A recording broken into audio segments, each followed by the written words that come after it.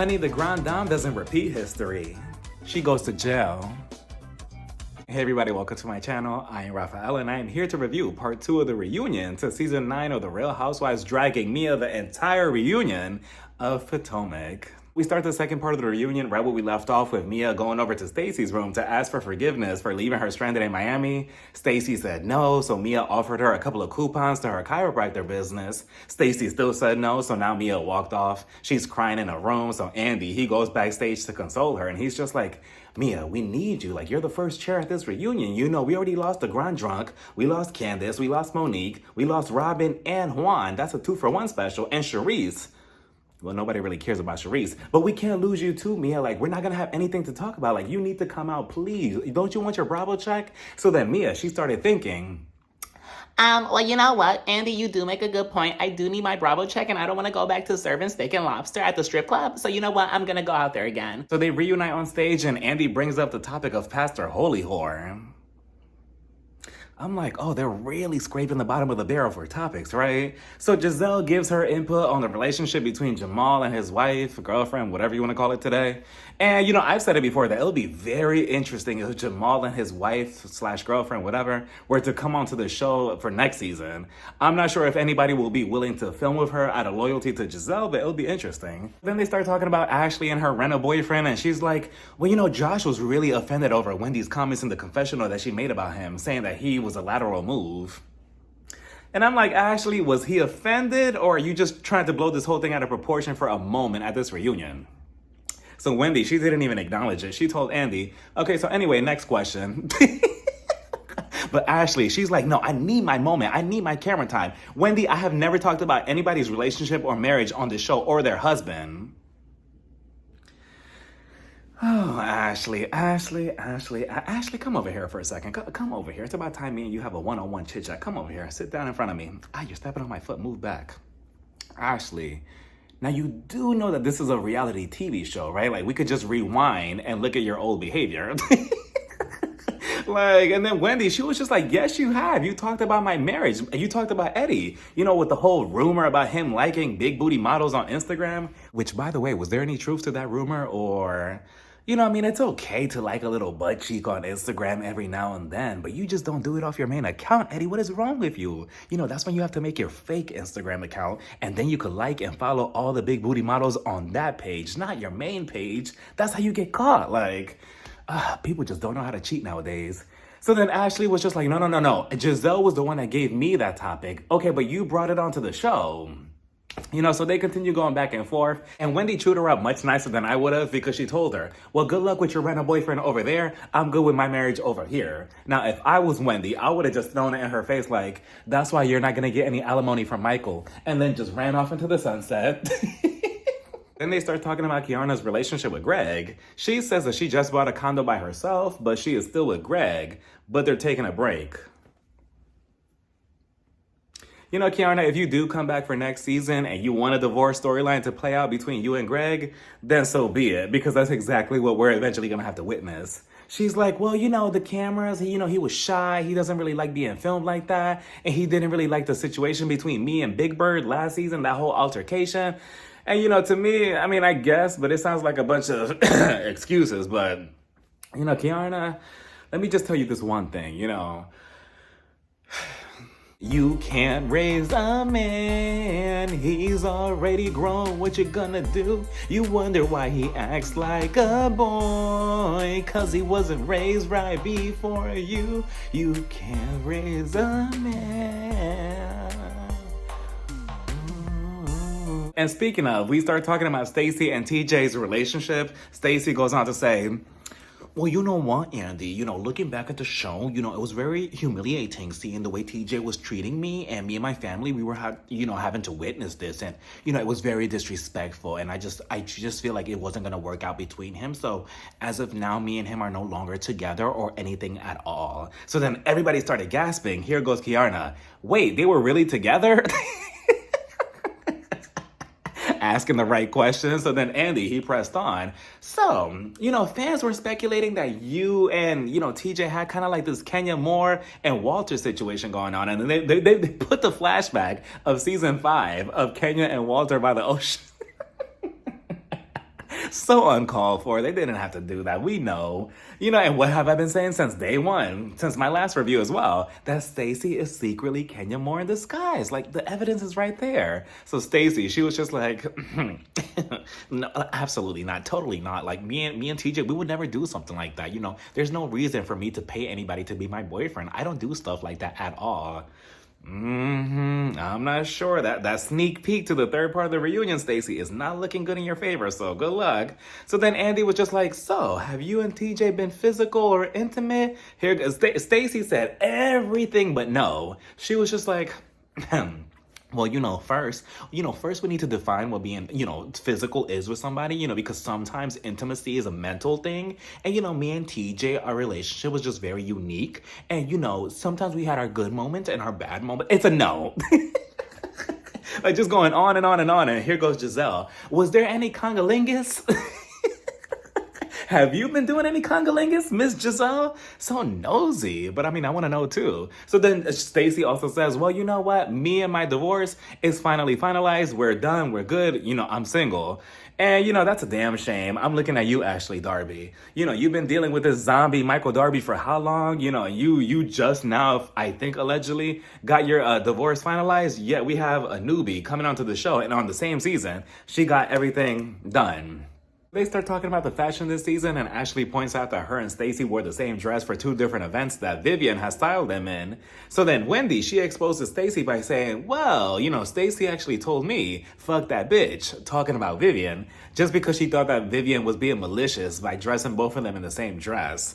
Now, do I think that? No, it could have just been a winky dink. Like, it's not that serious, Stacey. But Stacey, she was just like, well, I thought it was pretty disrespectful. How can you style my colleague in the same dress as me for a different event? Like, I just thought that was very shady and very malicious. And I don't know. But then again, this is Stacey we're talking about. She can't even tell that TJ doesn't even want her. So Andy also compliments Ashley by telling her she looks good as a man because of her drag king performance, which I agree. Until I start thinking about her bank account.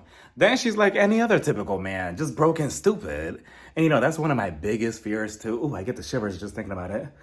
There's nothing scarier than a man with no money. So then Mia, she senses that she's about to get chewed up at this reunion for 15 minutes straight. So she's like, wait a minute, I need backup. Let me call my trusty Pokemon. Let me get my Pokeball. Jacqueline, I choose you. So then Jacqueline shows up.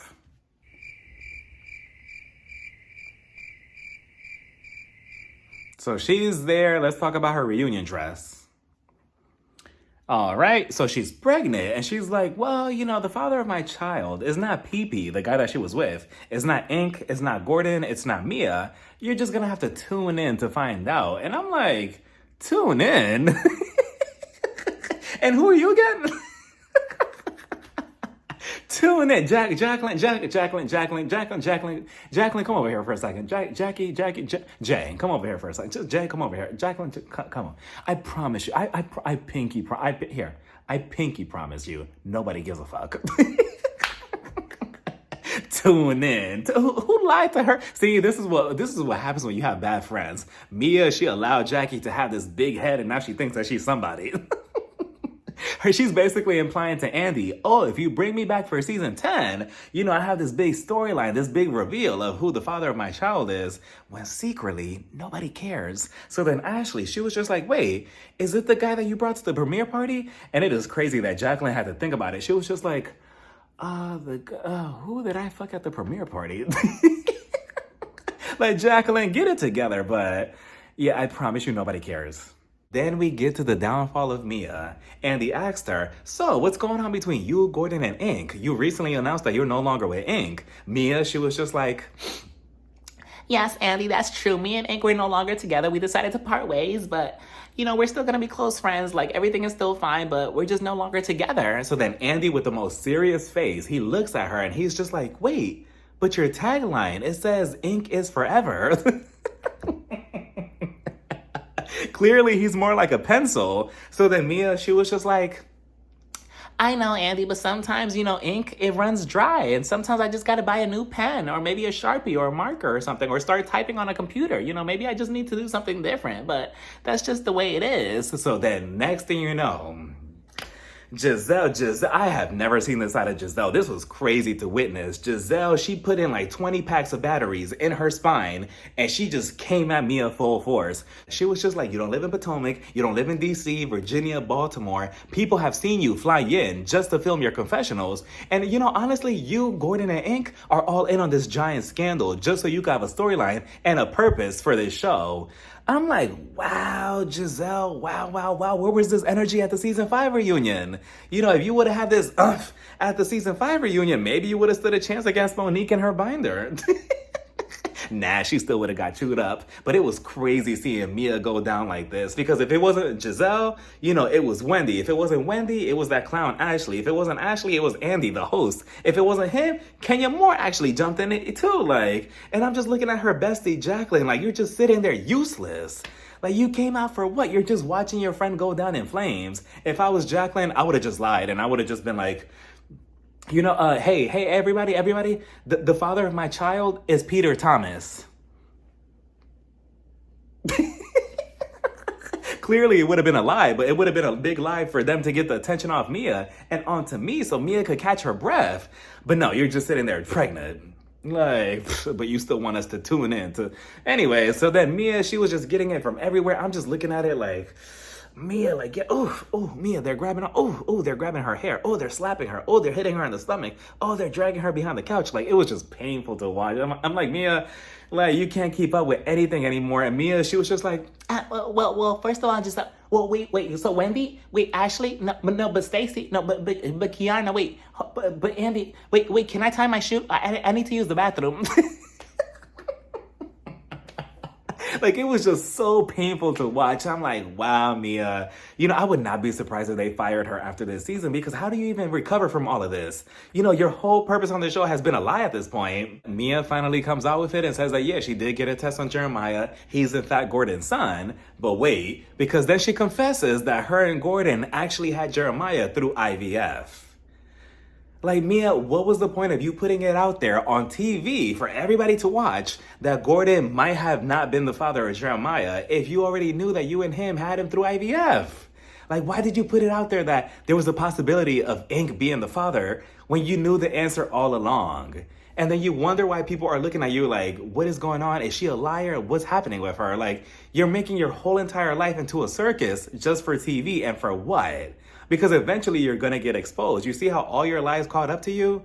And then who has to suffer in the end? Not only you out of humiliation and, you getting dragged on TV and online, but also your children. She wants to say, I'm shielding my children from social media, blah, blah, blah, blah, blah. But you don't think that there's a way that children, especially at school, they don't whisper, the teachers, the principals, the other parents are not whispering there's that mom from the Real Housewives of Potomac who, her whole storyline is this, that, and the third, and that's the children, poor them, etc., etc.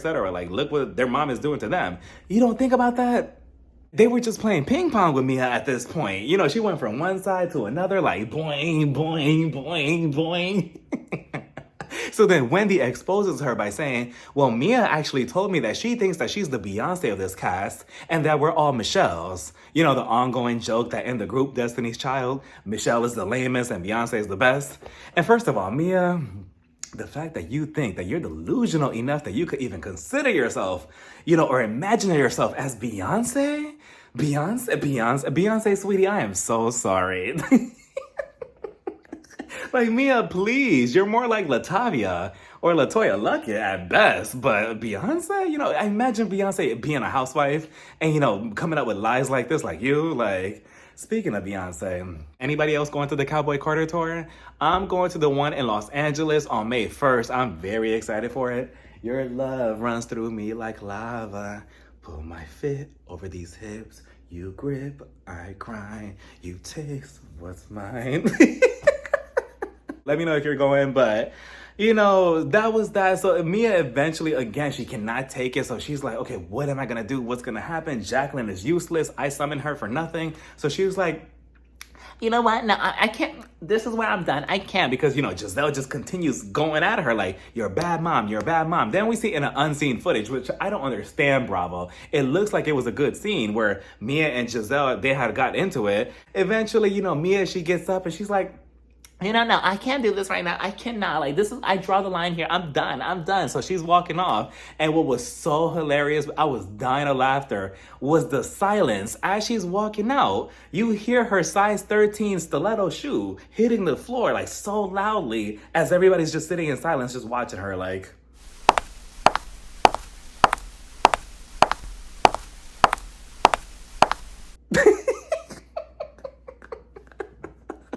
I'm like, damn, those big ass feet made so much noise. So eventually she walks off. She couldn't take it. And I mean, Mia, what do you expect? So everyone takes a break and we see Eddie and Greg in the back. They call TJ. We see TJ, he's driving. He's on his way to pick up Michael Darby and Juan Dixon. They're going to drag brunch. So they're like, oh, TJ, why are you not here? Are you coming to the reunion? TJ, he's just like, no, I'm not coming to that fake ass show with those fake ass bitches. I'm like, whoa, fake? Wow, TJ, okay, same fake show, but yet you were still on it, right? He's like, no, I'm not showing up there, actually. And then he starts telling Eddie and Greg something, but then they kind of swerve the camera and we don't really hear anything until the next part. And Eddie and Greg, their reaction, they were like, oh, what's happening? What's going on? What? So obviously it's this big secret. So they hang up. Eddie, right away, he texts Wendy, his wife. And I'm like, oof. I need Eddie to be in the intro holding a champagne flute because he is such a messy housewife and I love it. So then he texts Wendy. She gets the text and she's like, oh, wait a minute.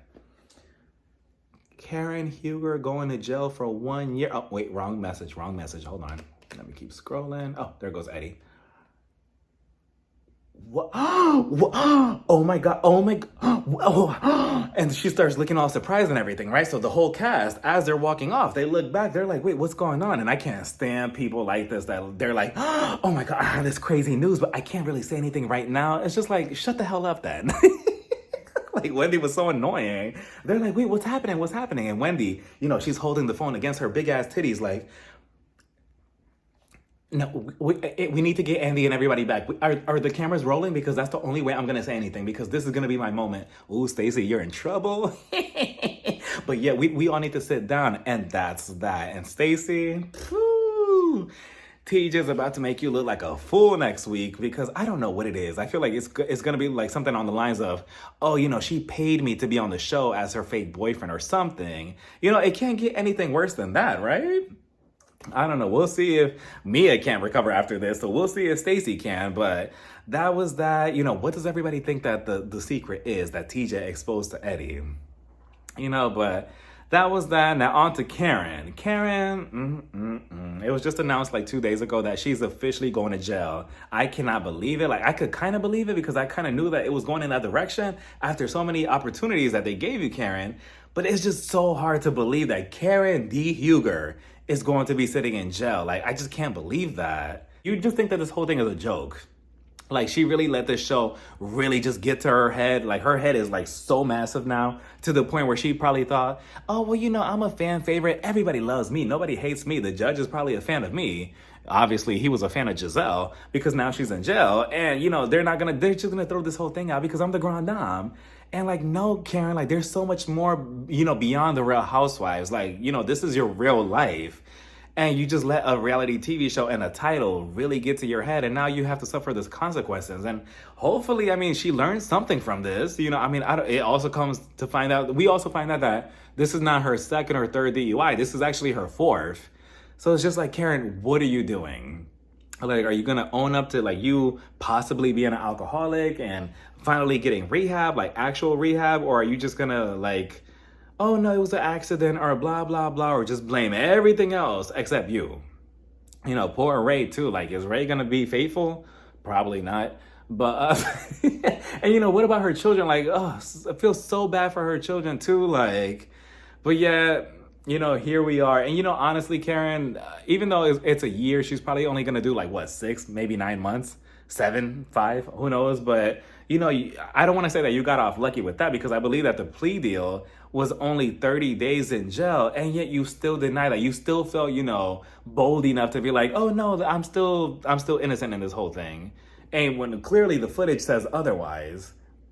And it could have been way, way worse, Karen, too. That's why I don't feel sympathy for anybody who drives drunk like this underneath the influence, because you could have harmed somebody else. You could have possibly took the life of somebody else or even yourself. And then we would have had this whole different discussion on this video. And then what?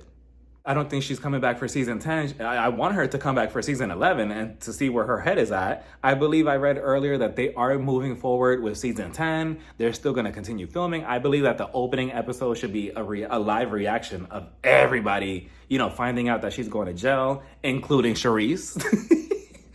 Charisse was like, Charisse took a good 6-hour nap and she was waking up drunk in her champagne room like... That fucking bitch Karen, she's finally going to jail. See, I was right. I need some cookies. But Karen is just so unfortunate, like just so sad. But, we'll see what happens with her, I guess. But let me know what you all thought about this whole reunion. Karen's sentencing, do you think it's a little bit too much, a little bit too less? Do you think she deserves more? Let me know all your thoughts down in the comments. Bye, everybody. Mwah.